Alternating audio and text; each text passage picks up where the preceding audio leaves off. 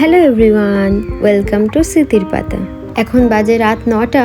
আমি চলে এসেছি রাতের খাবার বানাতে। আজকে বানাবো মিক্স ভেজ, তাই অনেক রকম সবজি কিনে নিয়েছি। এটা বানাতে অনেকে ক্যাপসিকাম ব্যবহার করে, কিন্তু আমার ওটাতে তো অ্যালার্জি আছে, তাই আর দেবো না। সবগুলো কাটা হয়ে গেছে। এই যে একটু গাজর, একটু বিম, আলু, আর এখানে ফুলকপিটা একটু সেদ্ধ করে নিয়েছি আমি, আর এই মটরশুঁটি। আর এই বাটিতে একটু কাজু, পোস্ত আর চারমগজ ভিজিয়ে রেখেছিলাম, 10-15 মিনিট ভিজালেই হবে। আর এখানে টমেটো পেস্ট করে নিয়েছি। চলুন এবার ঝটপট রান্না করে ফেলি।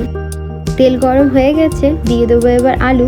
আলুতে হলুদ দেবো না, এই রান্নাটা না একটু সাদা সাদা রঙের হয়। আলুটা বেশি ভাজবো না, অল্প অল্প লাল হলেই তুলে নেব। তারপর দিয়ে দেব পনির। পনিরটাও অল্পই ভাজবো। আপনারা যদি পনির ভালোবাসেন, এটা একবার বাড়িতে করতে পারেন। পনিরের সাথে সাথে অনেকটা সবজিও খাওয়া হয়ে যাবে, আর খেতে খুবই মজা। দিয়ে দেবো এবার আমি এক এক করে সবজি। প্রথমে আমি দেবো বিনস আর গাজর। এটা একটু শক্ত, তাই একটু বেশিক্ষণ ধরেই ভাজবো। আর ফুলকপি তো প্রথমেই সেদ্ধ করে নিয়েছিলাম, তাই জন্য একটু দেরি করে দেবো। হয়ে গেছে মোটামুটি ভাজা। এবারে দিয়ে দেবো ফুলকপি। মটরশুঁটি দেওয়ার পর দেখছি ফোন অফ হয়ে গেছে। দেখছি ফোনে চার্জ নেই। আপনাদের কারোর সাথে এমন হয় কি? কমেন্টস করে জানাবেন তো আমাকে।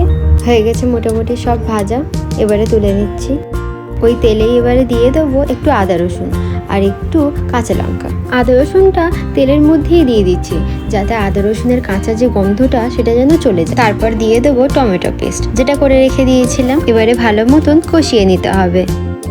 কষানোটা মোটামুটি হয়েই গেছে, উপরে তেলও ছেড়ে দিয়েছে। এবারে দিয়ে দিতে হবে কাজু, পোস্ত আর চারমগজের পেস্ট। ওই যে ভিজিয়ে রেখে দিয়েছিলাম, ওটাকেই পেস্ট করে নিয়েছি। এবারে দিতে হবে 1 চামচ টক দই। টক দইটা দেওয়ার সময় গ্যাসের ফ্লেমটা একটু আস্তে করে নেবেন। এইভাবে ভালো করে মিশিয়ে নাড়াতে থাকবেন, যাতে লেগে না যায়। তেল উঠে গেলে সব সবজি দিয়ে দেবেন।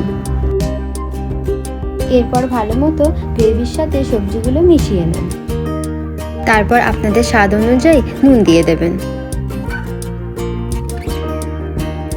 আর সামান্য একটু চিনি।